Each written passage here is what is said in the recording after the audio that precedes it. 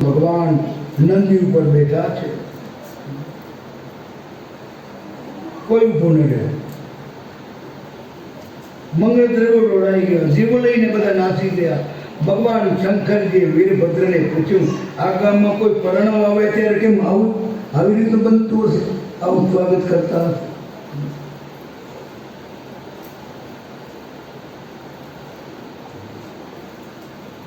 વીરભદ્રે કીધું, મહારાજ આવું ન હોય, પણ આપણે આવીએ ત્યારે શરૂ થાય.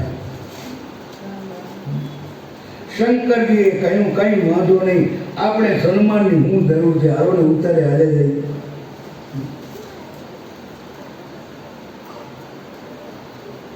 શિવજીને શું માન, શું અપમાન. સાચા સંતોને પણ માન અપમાન. માન તો પેલું મૂકી દે. માન મૂકીને આવો મેદાનમાં પાનભાઈ તો તમને રમાડું 52 થી 12. આ માન મોટાઈ નથી, હેરાન કરે છે એ આપણે. હું ગયો પણ મારું સન્માન ત્યાં ના થયું, બીજાનું સન્માન કરતા હતા. સન્માન સૌમાનની જરૂર, સન્માન તો થાય તો ઠીક છે, નહીં તો વાંધો. સૌમાન જરૂર, આપણને આવકાર મળવો. આખા ગામમાં સન્નાટો છવાઈ ગયો છે. નાના બાળકો ધ્રુજે છે, હવે શું થશે આ ભૂત આયા ગામમાં. અને ભૂતથી તો પહેલેથી ભડકી આપણે.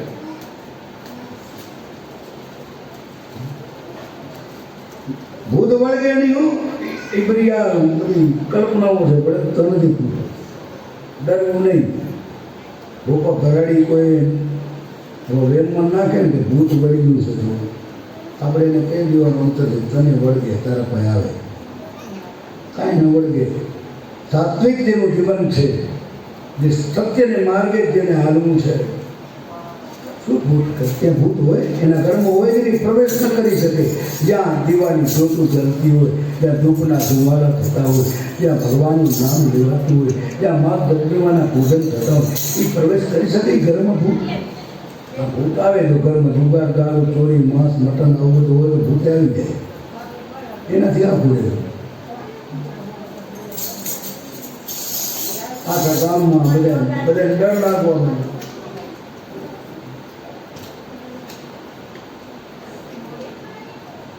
ભગવાન ભોળોનાથ પરણવા આવ્યા છે. આપણે બધા અત્યારે જાણી રહ્યા છે, બધા ભૂતળા આપણે જાનમાં થઈ. હિમાલયને ત્યાં જાણ આવી છે.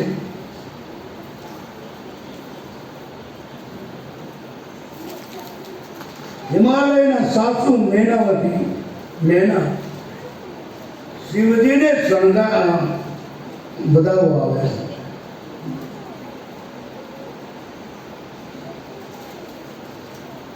જ્યાં શંકરને જોયા હાથમાંથી આરતી પડી ગઈ.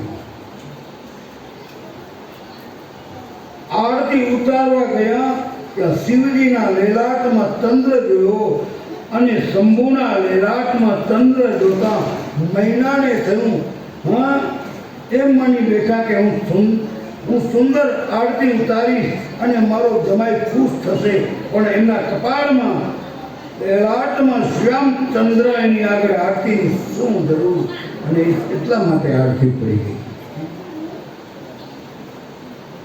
એક સંતે રમોજમાં કીધું એવી વાત કરી, માનવું પડે.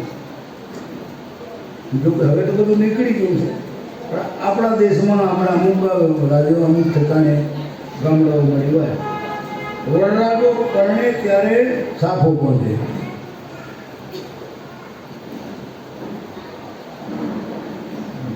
પછી ગીતમાં એવું બોલે, મારા વીરનું સાફો 1.25 લાખનું, આખો કેટલાનું, અને લઈ આવ્યો હોય ભાડે, પણ આમ ગીત ખોટા ગીતમાં તો આનંદ આવે. આવા ખોટા ગીતો બોલાતા હોય તો આનંદ આવે. એમાં લગ્ન છે, પ્રસંગ જેવો. સાયકલની સીટી વાગી, સાયકલની સીટી હોય, આવું બધું લગ્ન પ્રસંગોમાં એવા ગીતો. હવે તો બહુ ગીતો બધા જૂના નીકળી ગયા છે, નવા નવા ગીતો રૂપ લઈ લીધા છે, કંઈ સમજાય નહીં. હવે ડિસ્કો હવે ક્યાંથી આવ્યો મને તો કંઈ સમજાય નહીં. શાસ્ત્રોમાં કંઈ શબ્દ જ નથી આવ્યો, એટલે શું કહીએ એના વિશે.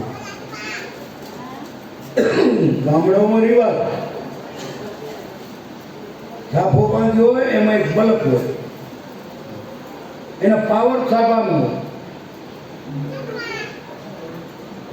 એને કે શંકર ભગવાનને પહેણ્યા ત્યારે ચંદ્ર હતો, તો આપણે બલક ગોઠવ્યું. આજે છે જ ને, નિશાની તો રાખી છે આપણે. અને કોટે ભલે ભાડે લઈ આવ્યો, સાપો ભાડે હોય, પણ એ આપણે શિવજી જેવું તો નથી થઈ શકે, પણ તો આપણે આ રીતે બલક ગોઠવી દો. આવું ચાલે છે. ભગવાનનું વિકટ રૂપ જોતા સર્પો ફૂંકાળા મારવા લાગ્યા. મહારાણી મહિનાને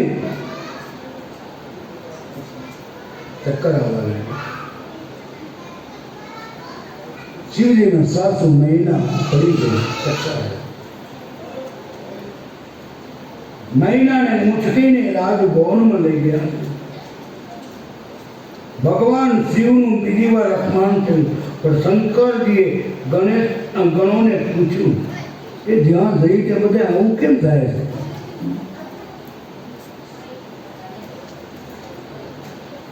શિવજીને કાંઈ દુઃખ નથી, આવું પડી ગયા નથી, મૂક્યા નહીં તો કાંઈ દુઃખ નહીં.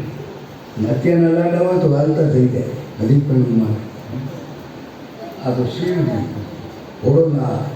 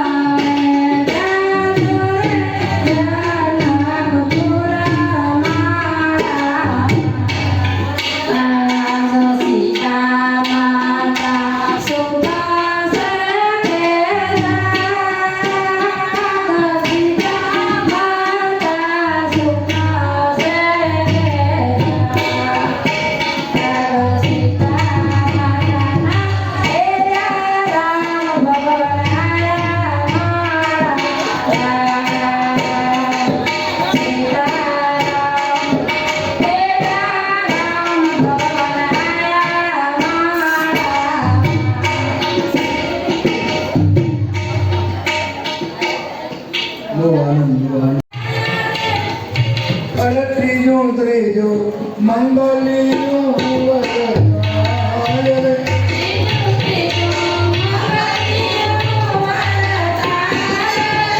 અરે ત્રીજે મંગલ કનકના દાન દેવાય રે ત્રીજે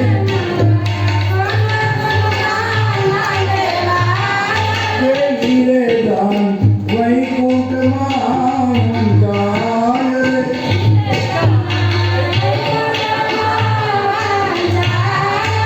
એ દાન આપે હિમાલય મહારાજ રે દાન આપે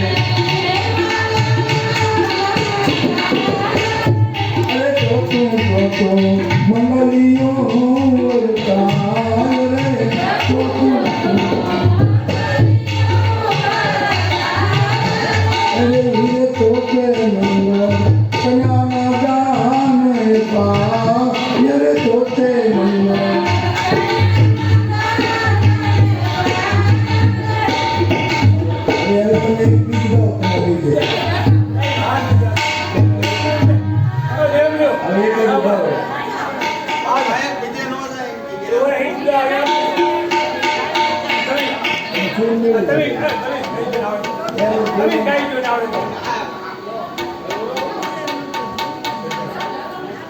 આવડતું હોય ઉડી આવો ને હું તો ઘણા ગીત ગાતી મળે